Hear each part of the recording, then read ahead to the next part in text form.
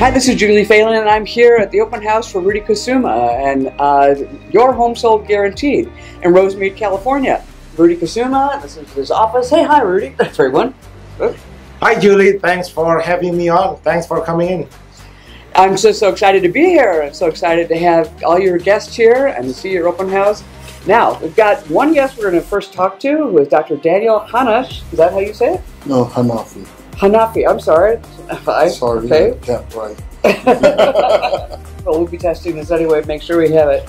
And Dr. Hanafi is the founder of World Harvest, and that's an organization that Rudy and his organization donate to on a regular basis per transaction. I think that, so I'm very glad to be able to talk to you today, find out a little bit more about your organization.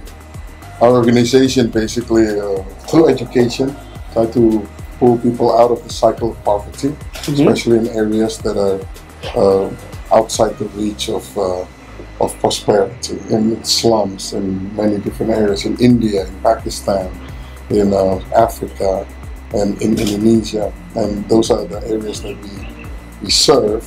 And these children just cannot go to school. Basically, we sponsor them so that they can go to school. So we put them through school from elementary all the way through high school.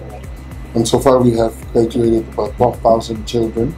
12,000? Wow, that's incredible. Changed their lives and their families' lives. Because when we engage these children, we also do a community development project for their area.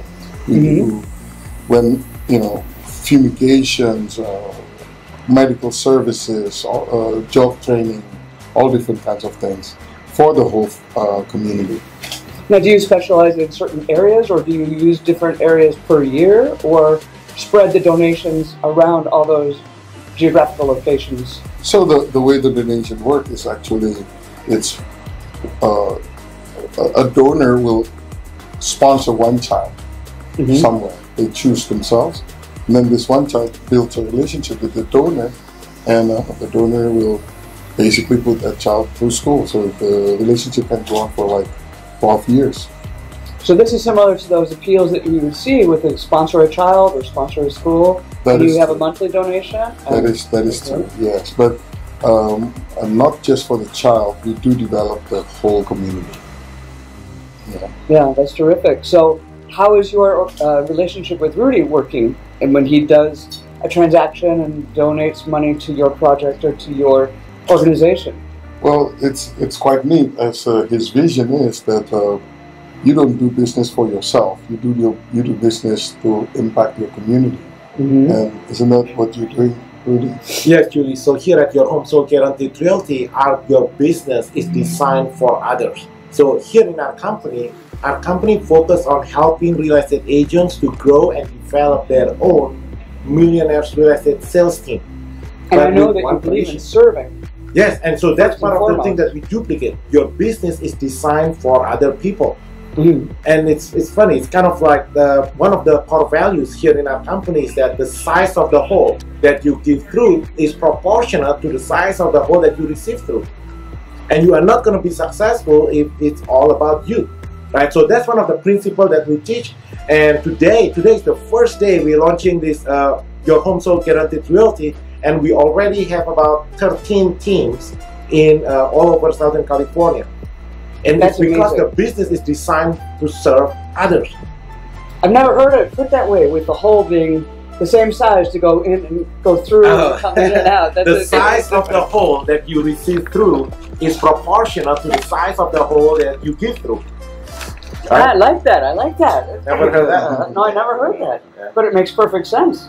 It's perfect sense. So you donate a portion of each transaction proceeds? Every single team member. So it's not about me, Julie. Not the broker, so what I'm so proud about this, each individual men and women here in our company, is that each individual person, they take a portion of their income towards that mission.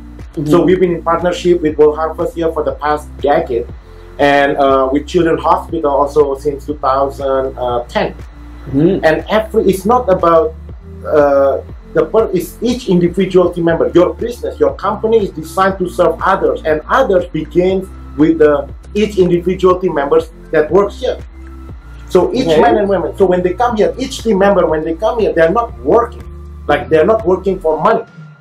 They use money to do this. Like we're talking about we are using the money to impact, to influence the community around you. And we are here in San Gabriel.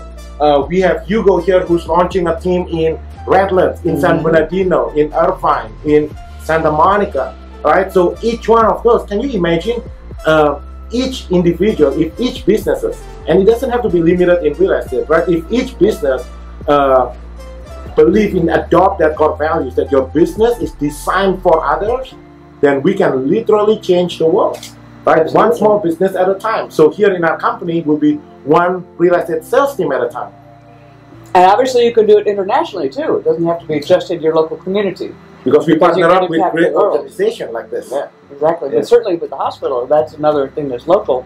So 10 years, that's an amazing relationship, ongoing. It's been a while. How did you guys originally connect? Well, he is a member of my church. I'm his pastor. Oh wow, okay. So that's how it all started. But yeah, and the neat thing is this business is really impacting locally and internationally.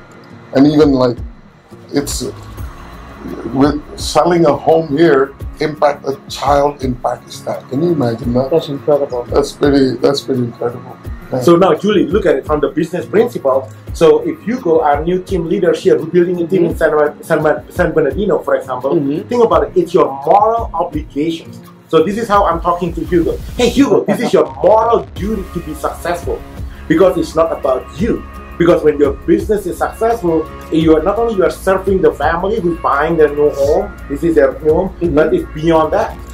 Absolutely. Right? The kids over at Children's Hospital, later on, we're going to have introduction from Children's Hospital in Los Angeles. How many? Like literally millions of kids. 12,000 kids here that through World Harvest. So everybody that they show up to work, they don't, oh, this is my job. This is your moral obligation to be successful. Your duty is your duty. Success is your duty. And that's one of our core values that we want each one of our team members, when they come in here or wherever team that they part of within our Your Home Sold Guarantee, I want them to come in and you live your business on a purpose, right? You are not just working for money, because if you work for money, Julie, you're gonna burn out. It's a matter of time before you will get burned out.